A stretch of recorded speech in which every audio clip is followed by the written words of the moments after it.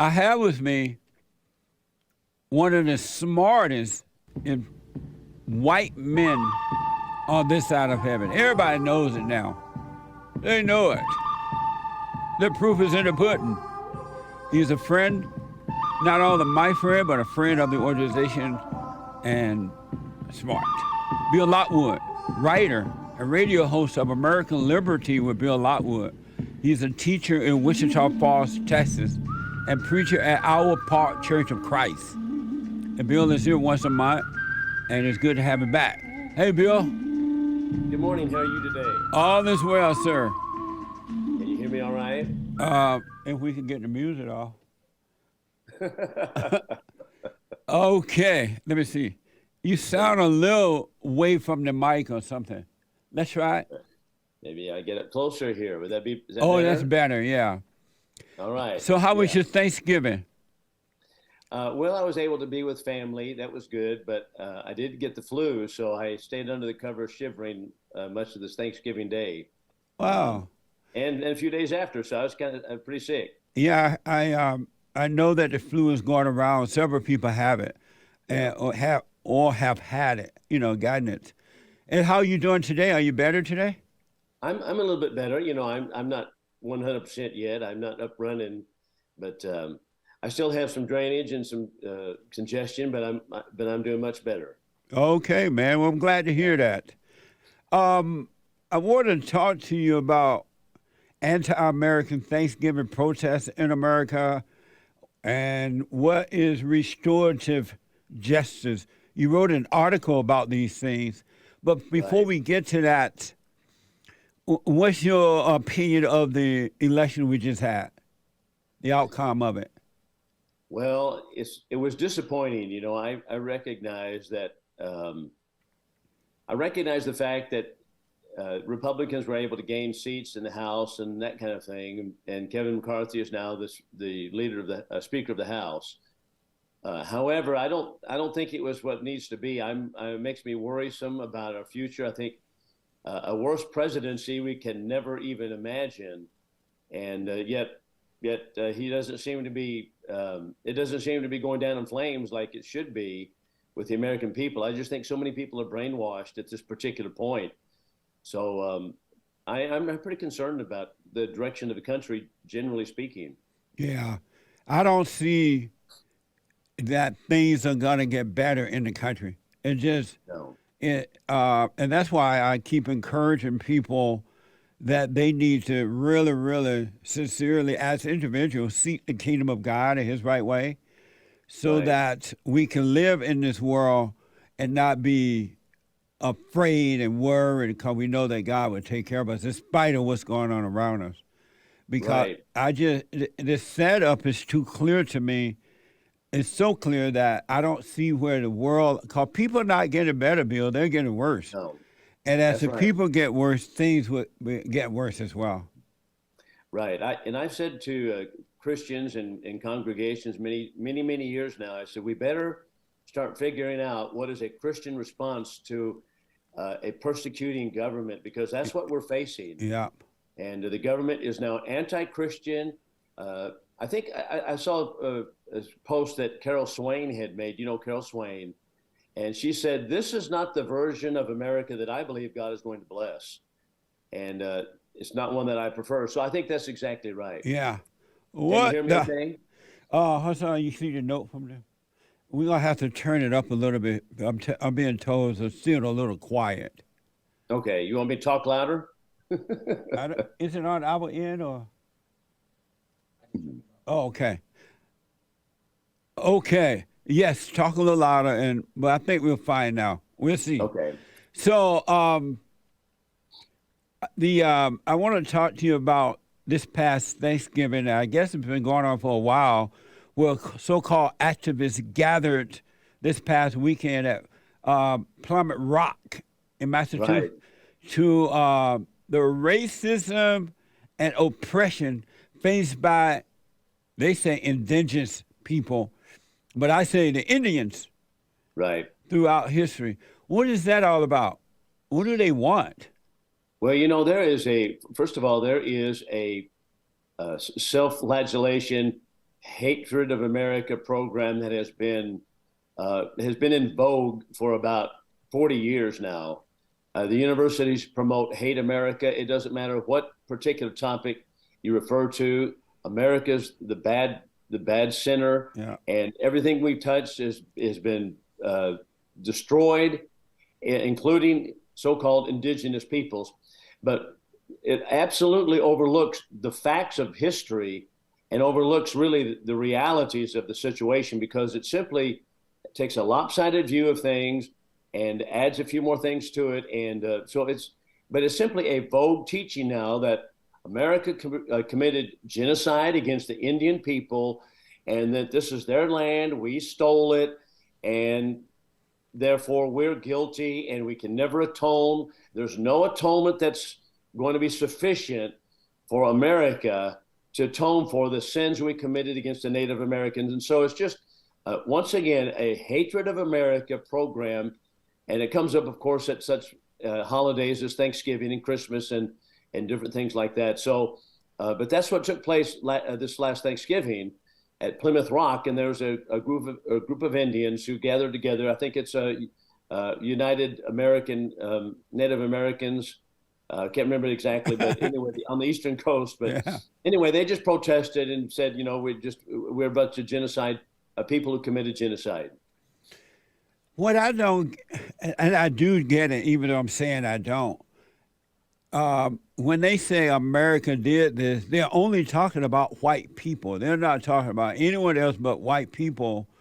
And this attack on white people is just mind-blowing to me. Why do they come here? Why don't they just leave and leave all the white countries if they think that the white countries are so bad, and go to countries that they think are good? They don't have to stay here. Yeah. Well, because this is a tool to leverage money and to leverage privileges out of a guilt-ridden society. So if our society takes upon it the mantra that we've committed genocide, then we're going to be paying reparations, we're going to be paying privileges to the different societies. And so it's a manipulative tool. So to give up that manipulative tool to move to another area of the world, that would be ludicrous. That would be out of their program. Nothing to do with it. So the same thing regarding blacks and slavery. Same thing. They're not going to go back to Africa. Right.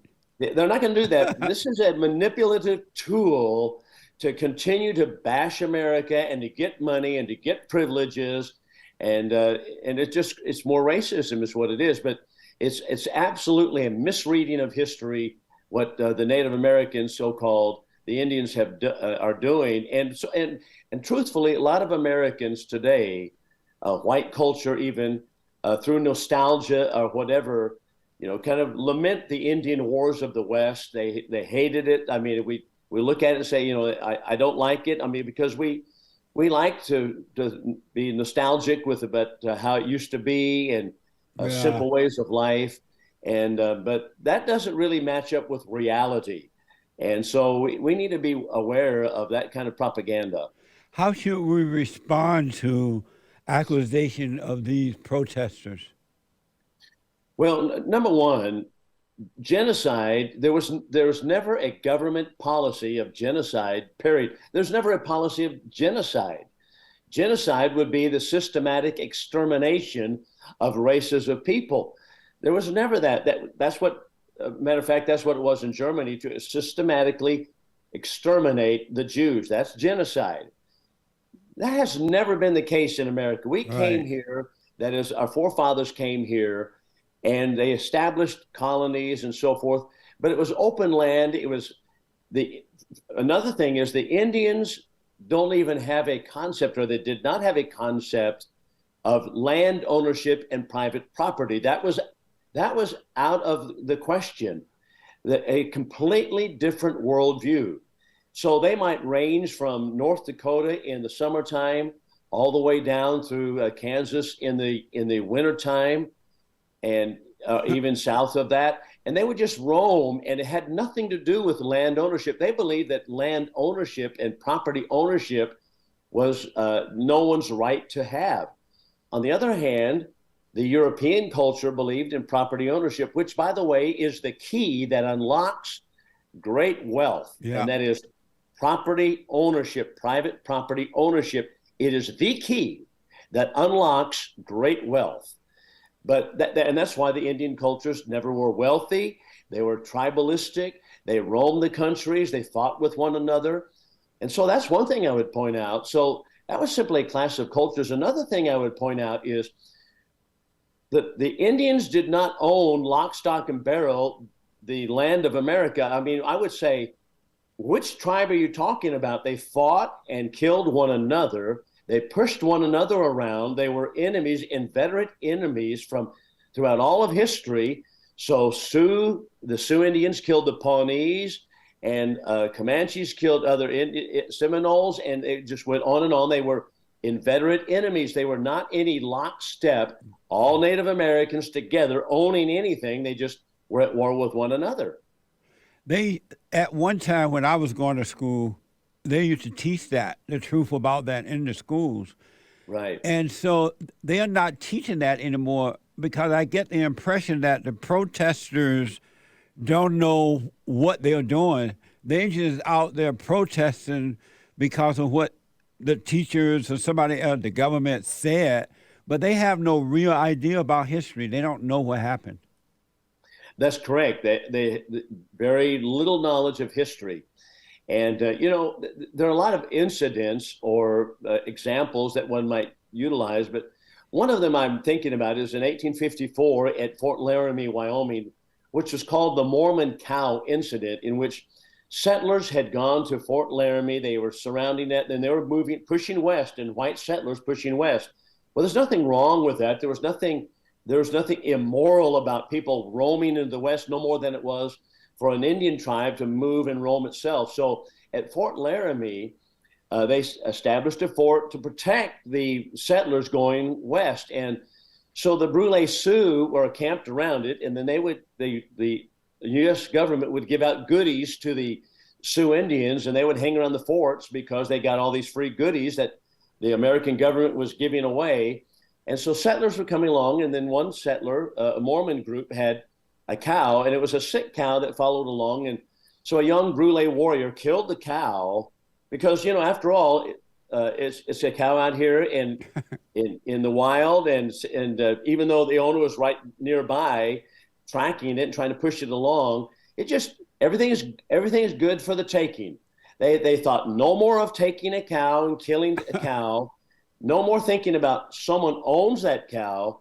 Then the white people couldn't understand how they would have that mindset. So it came to blows. There was bloodshed over the whole incident because the U.S. government demanded they give money back to the Mormon family that lost the cow. The Sioux Indians could not understand how anybody would even think anything about a cow at all.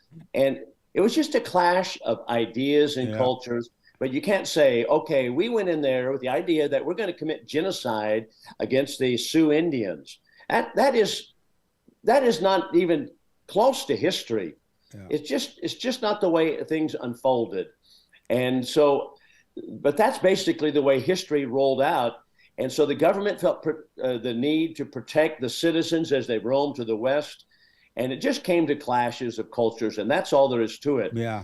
But nothing to do with genocide. I remember read or hearing growing up that some of the Indians were glad that the white people came, so that because the whites can protect them from the savage ones. Yeah, that's correct. So they were happy about it, but we don't hear about that either.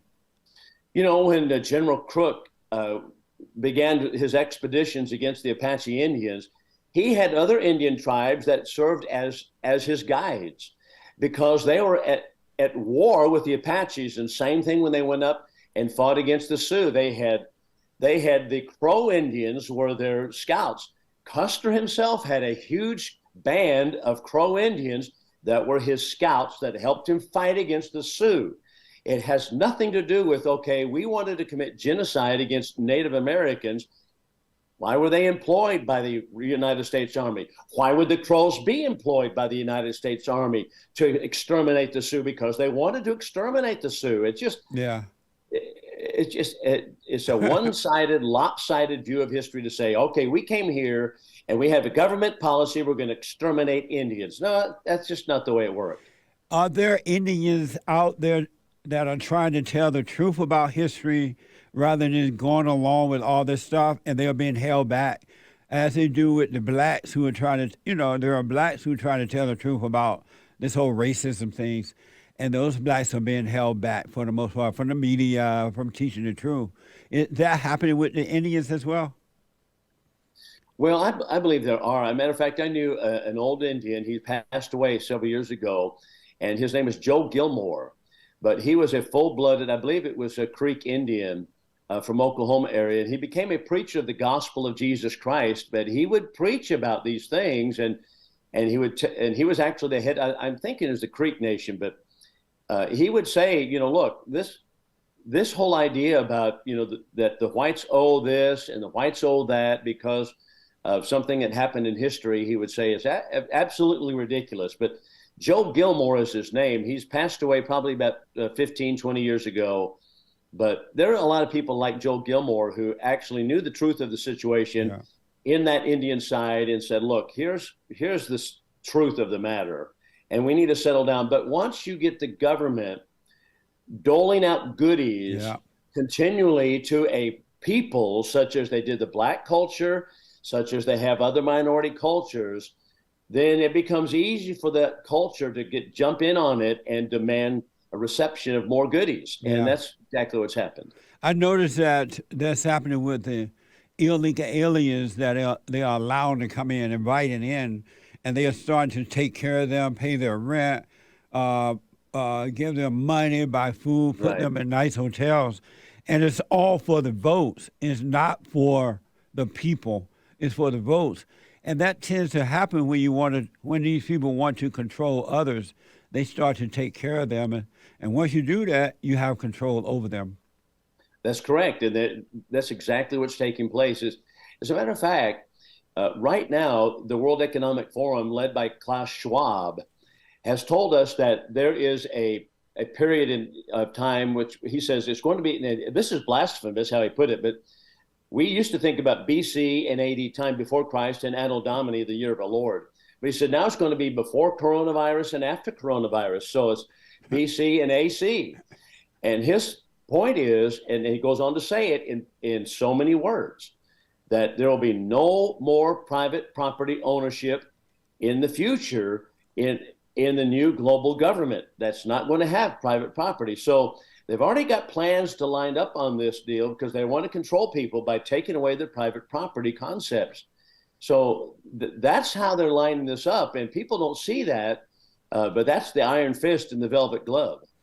Bill, as I pay attention to life and things that are happening in life, I notice that what the government is doing to we the people, it's the same thing we the people do to one another. It's like the hearts are wicked and there's no love. And when you have a wicked heart, no love, it's all about you. It's just about the person, what I could get from it, money or feelings or fate, something. It's all about self.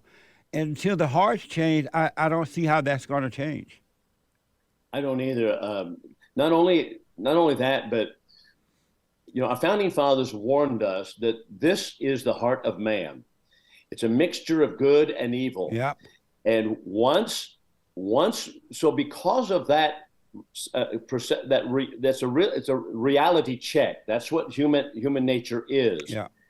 And so if that's the case, then to give to one group of individuals called a government more power than they really deserve, you're asking for trouble. Yeah. Because they are going to use it wickedly, and power corrupts, and absolute power corrupts absolutely, said Lord Acton. So if indeed there's wickedness within human hearts, and there is, and we give that government so much power, now what are we going to do when they exercise that power wickedly against us? Well, if we kept the government small, as our founding fathers begged us to do, we would have been able to control it. But now we can't control it because we've given to the federal government and now a world government the power that we really should have residing in we the people. Yeah. Now what are we going to do? And now we're in trouble. What a mess. Yeah, what a mess. Oh, man. I want to Yeah. talk to you about something else you wrote in your article. There's a new trend in schools, and it has taken hold called restorative justice. Yeah. Can you explain to us what is restorative justice? Well, like the words social justice, restorative justice really involves no justice at all. It's not justice, it is socialism. And restorative justice is socialism applied to the classroom as they want to apply it to the classroom. Restorative justice actually is also not used solely in the classroom, but it is used by law enforcement agencies, or I should say district attorneys and legal organizations. It is used by them in order to eliminate punishment for crime. So it used to be that I commit a particular offense, then I am going to be punished for that offense, and the punishment was designed to curtail that future action, that I might not do it anymore. And so the punishment has to meet the crime, and it has to be at least harsh enough that it would stop me from doing that again in the future, whether it be a death sentence for certain crimes or prison sentences for crimes. It has to curtail the activity. But what's happened is that they've come to the prisons, the prison populations, as now it's also applied to schools, in who is being suspended from schools, for example. But let's take prison populations. They say, well, what's going on in the prisons? Okay. Well, we have a higher percentage of blacks and Hispanics in prisons than whites, even though they're a minority population. The conclusion that they draw immediately, without research, without any kind of warrant of logic at all, is to say that that is the cause of white racism. The reason there are more blacks in prison is because of white racism. Okay, so if that's the case, then what we've got to do is we've got to lessen the penalties for blacks that are in prison. So that is restorative justice. So in Philadelphia, for example, a couple of years ago, maybe a year and a half ago, when all the riots were taking place, and there are huge hordes of black people going into schools, or rather stores, and they even blew up ATM machines because of white racism, supposedly. And so they were destroying stores, they were carrying out wheelbarrows full of goodies. But instead of punishing those people because they are minorities, we say restorative justice. Well, we need to let them have talking sessions and tell us what their problems are with the white majority culture and why they committed those crimes. And so let's talk about all of that and discuss it. And that's what they did.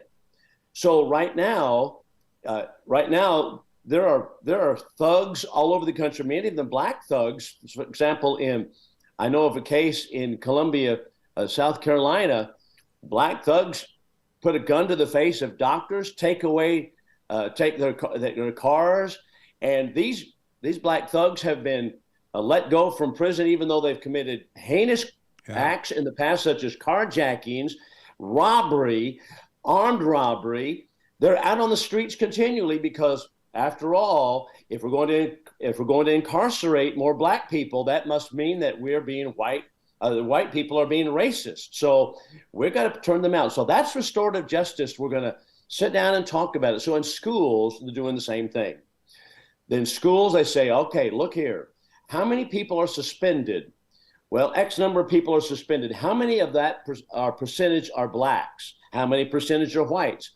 Blacks are much higher in suspension rates, Dallas Public Schools, for example, than whites. What's the conclusion? That must be white teachers are racist. Has nothing to do, we don't say, okay, the black culture sponsors immorality, the black culture sponsors disrespect. We don't say that. We don't even think that. We don't want to talk that way.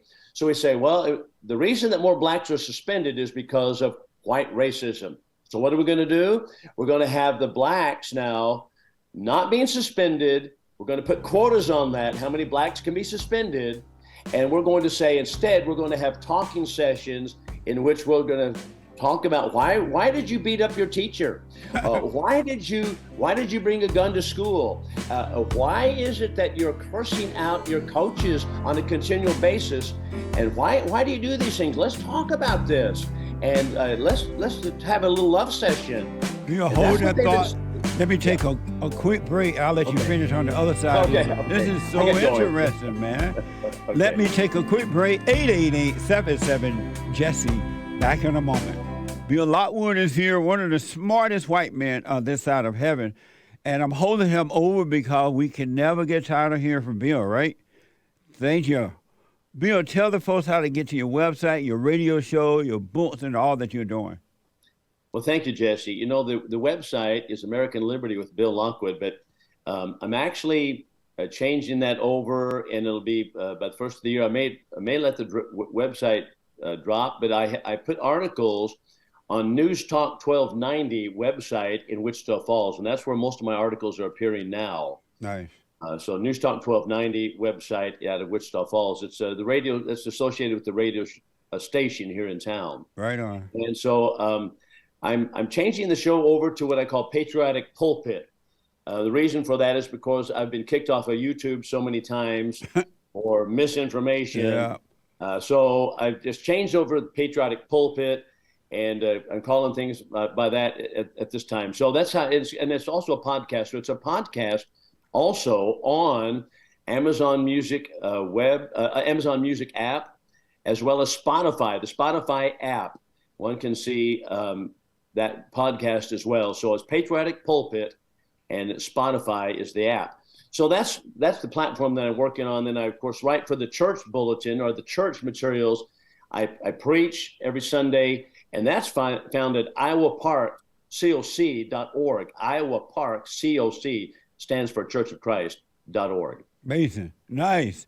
I want to, and I have some calls I want to get to for you here. But I want to ask you more about this restorative justice thing. So rather than in the schools, for example, rather than dealing with the fact that these black kids are growing up, excuse me, Bill, these black kids are growing up with no fathers in the home, the mothers Right. don't care, they out doing whatever they do, and that's why they're acting out. Rather than dealing with that, they're blaming it on the white people.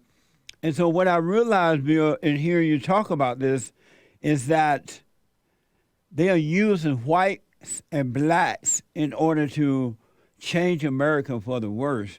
They are blaming whites for the problems of the blacks. And so while the whites and blacks are fighting one another, they're changing the rules in our country, and our country is going to hell in a handbasket. That's a good point. That's a good way to put it, too, because while we're not paying attention, that's exactly how they have done it. And they're started in public schools. I suppose it's probably everywhere at this point, but Yeah. it began in earnest with President Obama. Yeah. And Oh, he yeah. came down with orders to public schools. Once again, it gets to where did the government get the idea that they could tell the public schools what to do? But see, that's another story for another day, but that shows us a big government again. So now they crack down on the public schools. So an example of this is the Texas Appleseed Project, which is a Austin-based legal organization, and they have inserted themselves into public schools in Texas. So, for example, in the Dallas ISD, there are about 22% of the population are blacks, but the suspension rates were about 47% minority compared to blacks compared to whites. So obviously there's a disparity there between the population numbers and the suspension rate numbers. So what's the explanation for that? The explanation, according to the liberal agenda, is without research, without evidence, and they're thinking, okay, no white's going to stand up, and nobody is going to stand up and argue the point. The reason for this disparity is because of white racism.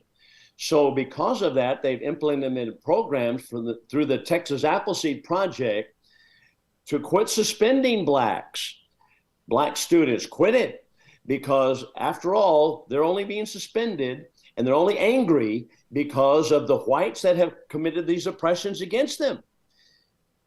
One thing they're overlooking, of course, is the fact that, as you pointed out, that black culture has within it the seeds of its own destruction. Yeah. 75% of black children grow up without fathers compared to 33% of whites. Why is that? It's because of immorality that is being bred in the black subculture. That's why.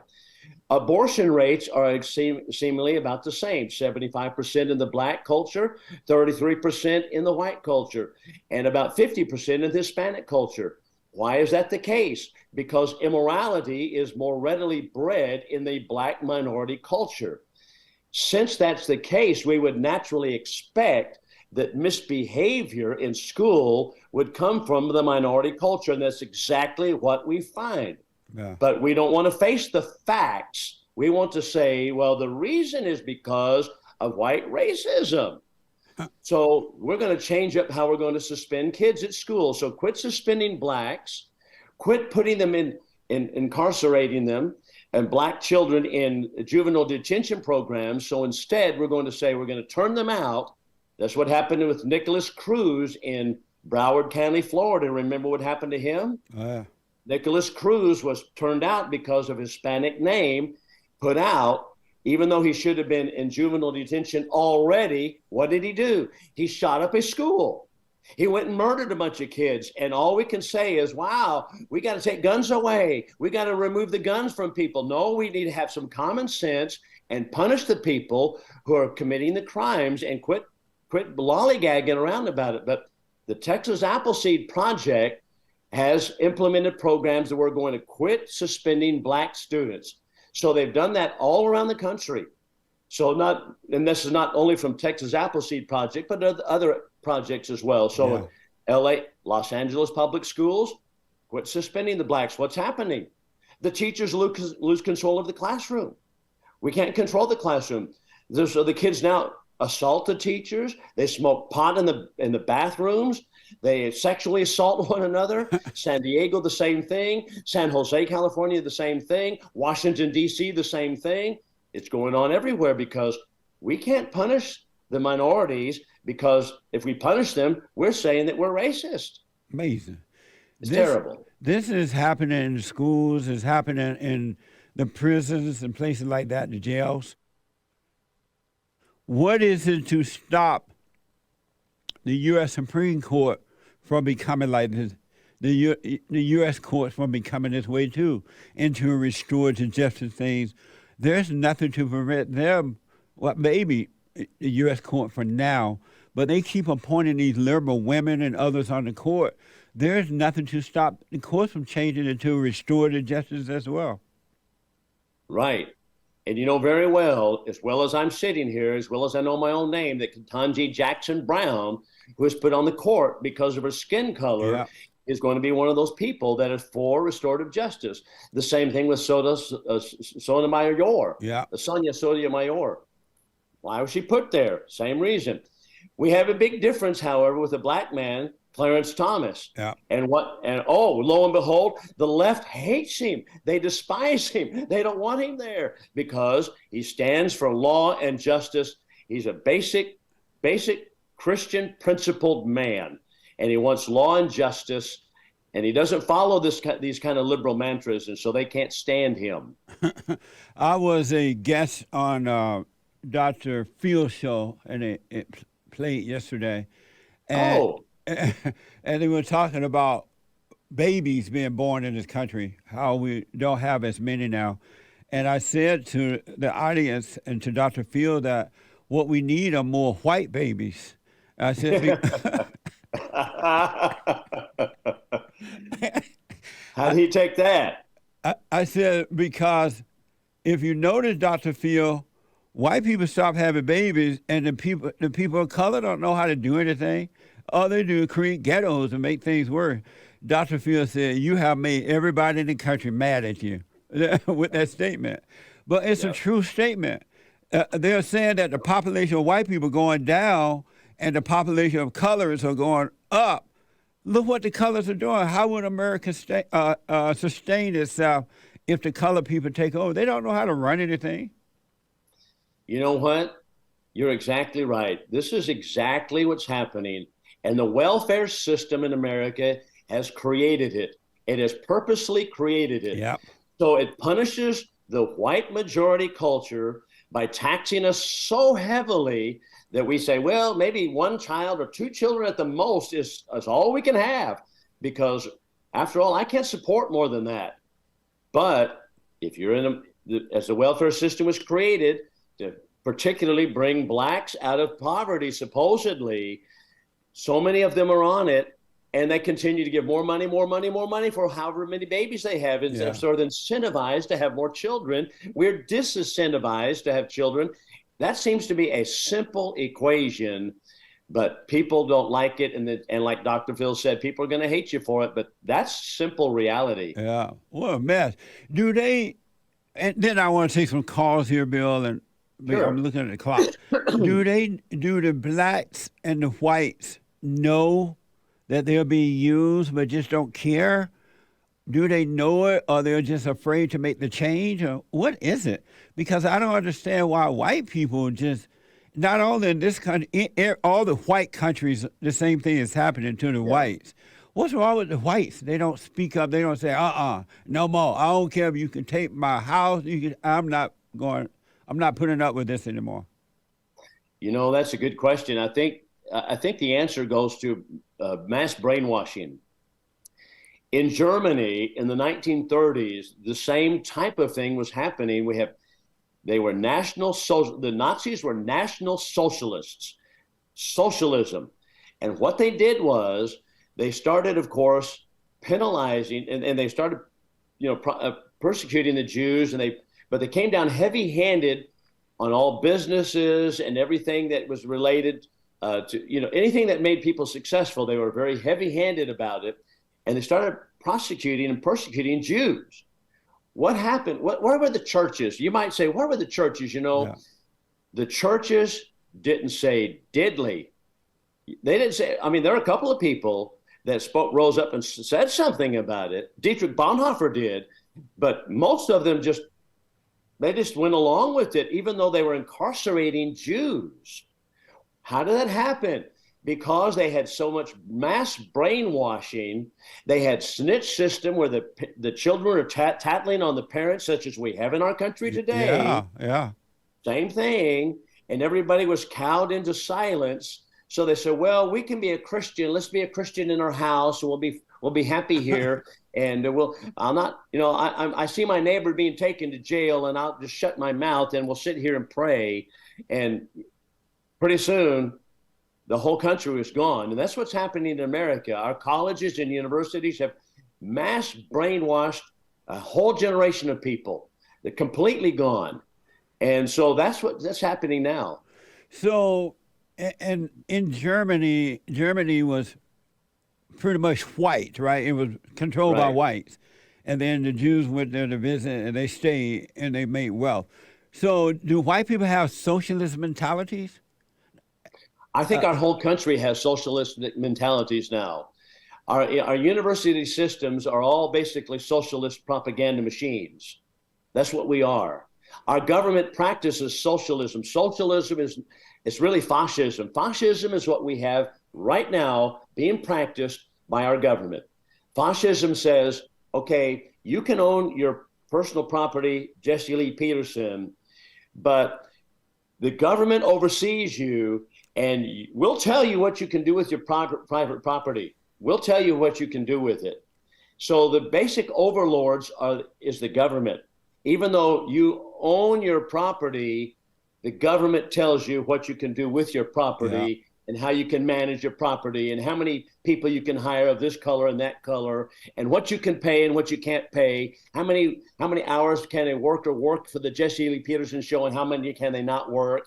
And it tells James Hake, well, James Hake, you work for Jesse Lee Peterson, but here's how many hours you can work for him and here's how many hours you can't work. The government is the overlord.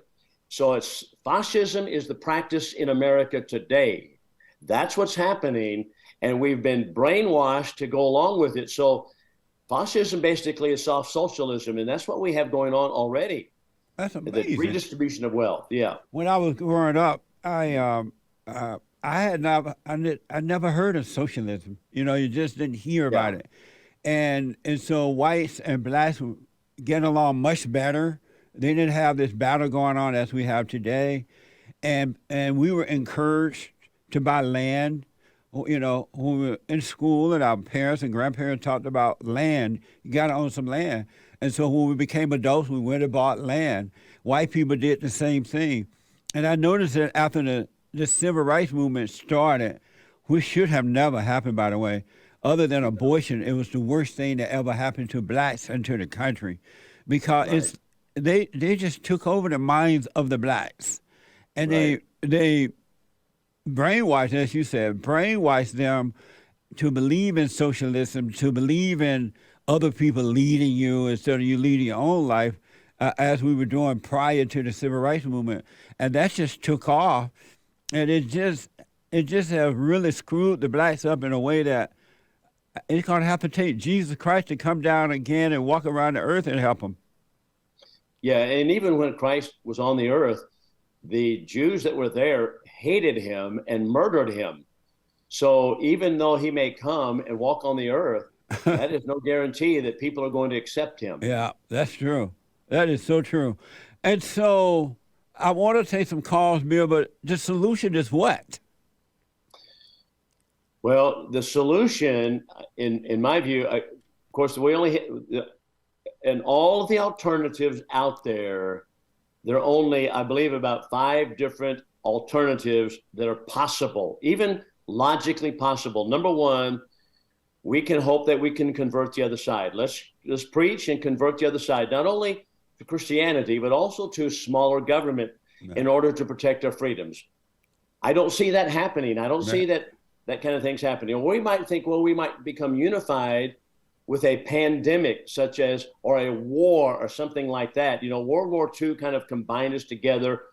It kind of brought all sides together, but we have that pandemic with the COVID-19, and that has become the source of more division in America, more division in the world. So that's not the result either.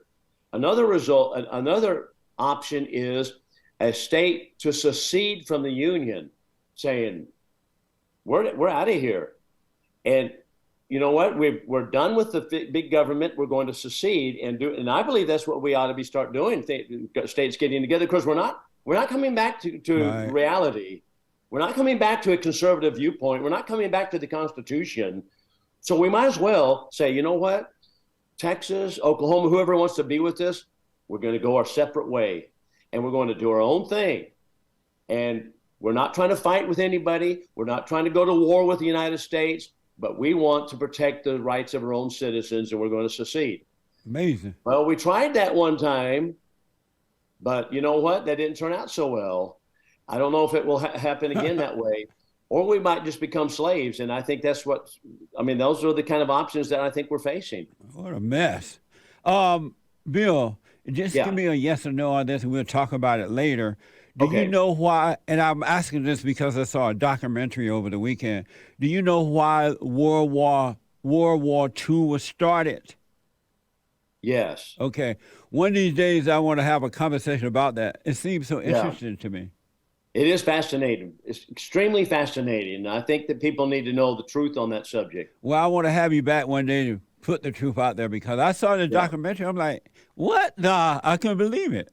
Yeah. Oh, yeah. There's some major things that people don't realize. I wrote a paper on that when I was in college one year, but we'll talk about that sometime. Yeah. Right on. Let me go to Mays out of Dayton, Ohio. Let's see here. Mays, You're on with Bill Lockwood. Hello, Jeffy. Hey, Mace. Lockwood. Hello, Now, Maze. Lockwood, How are you? I heard you with all of this stuff come out of your lips. Now, you know what the problem is? I'm going to give it to you. You stuck in the past, and you wanted to have your founding fathers.